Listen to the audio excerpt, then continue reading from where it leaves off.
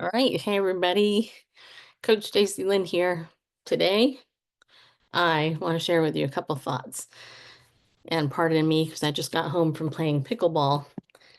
And in case you didn't know, I am the author of this book, Pickleball Faith, Inspiration on and Off the Court. And today, don't click off. I got important stuff to share with you. Today, when I went to pickleball, I have to tell you, it was a battle to get to pickleball. You know how there are some days where you're like, it's all you can do to kind of get out of bed, right? You're like, because whatever grief, depression, anxiety, whatever it is that you battle will constantly tempt you to not do something good for yourself, right? So I haven't been to pickleball in a couple of weeks because I've been dealing with grief, and yesterday I was battling a migraine, and today I'm still dealing a little bit with it. Because of my light sensitivity issues, and the weather here in Tennessee is it just really messes with me. And I don't know if any of you have ever had to deal with that, but I deal with it all the time. But I have to make a conscious choice. When I coach people, I don't coach them from me not knowing. I coach from my experience of knowing and then doing. And and I know that sometimes the hard stuff is the stuff you just have to do. And one of my mottos is do it scared, do it in pain, just do it, like Nike said. So in my book, Pickleball Faith, Inspiration on and Off the Court, I tell all these different stories about what happened when I was at pickleball and different things. And today on the way out of me playing pickleball, I first of all, when I showed up, I saw one of my best friends I hadn't seen in a long time. I got to talk to her for a few minutes as she was leaving. And then I went in and I played a couple of games, which was great. I didn't have to wait long, which was nice. So that was a blessing because, it's no fun to go play pickleball and have to wait half an hour for a game. So today was really good in that way. And then I ran into another friend of mine who I actually write about in my book. And I found out that she had been having some health issues, which is why she wasn't there. Needless to say, my anxiety about going today was really high, but I still did it because I didn't want to be tempted to lose the blessing God wanted to give me. And so as I was walking out today, walking through the whole gym, people are saying hi and bye, and I said hi to a lady that was sitting on a bench, and she said, "Hey, how you doing?" I go, kind of, you know. I said, "But honestly, I was this way when I came in, and now I'm like halfway. I'm not, I'm not super peppy happy, but I'm kind of like halfway now." Because really, the number one proven cure for depression is exercise. It's walking. That's the number one thing. And then in exercise, because when you're moving, it creates the feel good chemicals. So, people who are depressed often don't exercise because they're depressed, and it just makes it worse because they're literally depressing their mood. So as I'm talking to this lady, she's like, "Well, I'm glad you came." And I'm like, "Me too." So I go out and I continue to walk outdoor, and this other lady was walking behind me, and she's like, "So you're not doing so hot?" And I go, "Yeah, I'm dealing with grief." And she's like, "Oh, I have a friend that I've been sending verses to." Now, immediately I knew she was a Christian because she said that. And I said, "Well, that's great." And she's like, yeah, she's just not doing anything, but I keep trying to encourage her. And this woman doesn't know me, by the way. She doesn't know I wrote this book. She didn't know anything about me. So we're walking outdoors, and she turns to me and she puts her hand on my shoulder and she says to me, "Do you mind if I just pray for you?" I'm like, "I don't mind at all." Go for it. And so we stopped right there in the parking lot, and she laid hands on me and prayed for me that God would comfort me and all that. And then I asked her name. She told me it was Yvonne. And and and then we parted ways. I still had to drive home in the bright light, which is really hard for me.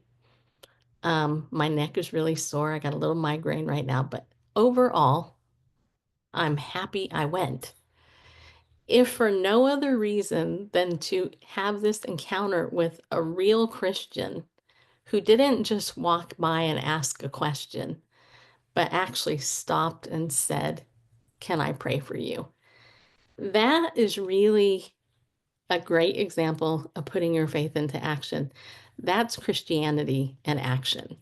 That's not, walking by the wounded person on the road and crossing the street, which is what we see in the parable of the Good Samaritan, right? And it's mostly religious people that did that, by the way. That's literally taking time to say, "I care about you." And that's actually one of the things she said. She said, "Lots of people care about you."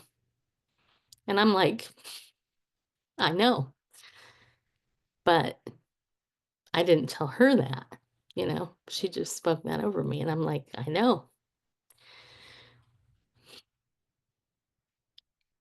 So today, you know, I don't have much to give emotionally, but what I do have to give is that blessing of that experience. Because to those of you out there who are struggling and you're sitting there all by yourself, you're in the frozen state of your mind, or you're fleeing and you're just doing stuff that's not doing you any benefit. How many blessings are you missing out on because you're just not moving? You know, I've been reading this book. It's called The Four in One Gospels uh, of Jesus, chronologically integrated according to Matthew, Mark, Luke, and John. And many years ago on my other show, I interviewed Nicola Dimitri. I don't know how to say his name, but you can see it. I don't know, hopefully it's not backwards, but if it is, oh well. I interviewed him about this book. What it is he spent 10 years taking it and taking the Gospels and just integrating the stories all together. So it's just strictly the Gospels, all four. And I'm reading a chapter a day, and there's 31 chapters. So I'm basically going to be done with this in a month. And this morning I read about John baptizing Jesus and Jesus's temptation. Now I've read these stories numerous times, but what really stood out to me this morning, there's a couple of things, but I'll only share one of them with you because my dog's starting to move around there. Is that in the temptation of Jesus, the devil came to him and he said, "If you be the Son of God, cast yourself down from hence, for it is written, he shall give his angels charge over you to keep you." And you know what really surprised me when I was reading this? It occurred to me that the devil is a fallen angel who wanted charge over Jesus. And even though the Lord had given him kind of the powers, over the powers of the air, this point, here Satan is using scripture to try to convince Jesus to worship him. And it made me laugh as I read that, because then it goes on to say, um, uh, the devil said unto him, "All power, all this power and all these things will I give you, and the glory of them, for that is delivered unto me, and to whomsoever I will give it. If you therefore will fall down and worship me, all shall be yours." And Jesus answered and said unto him, "Get behind me, Satan. For it is written, you shall worship the Lord your God, and him only shall you serve." It's funny to see that the devil was trying to get Jesus to worship him. And that made me think this morning, how often is the devil trying to get us to worship him? I want you to think about that today. Because often I think the things that we're tempted to not do are the temptation to satisfy our flesh in lieu of sacrificing what God can do for our spirit. So I'm going to end that here because my dog's going to be driving me crazy here. But think about that and let me know what your thoughts are. And you know what? Go out there today and bless somebody. Get out of your comfort zone and you go bless somebody because somebody needs your encouragement. Just like I needed that encouragement, somebody else needs your encouragement.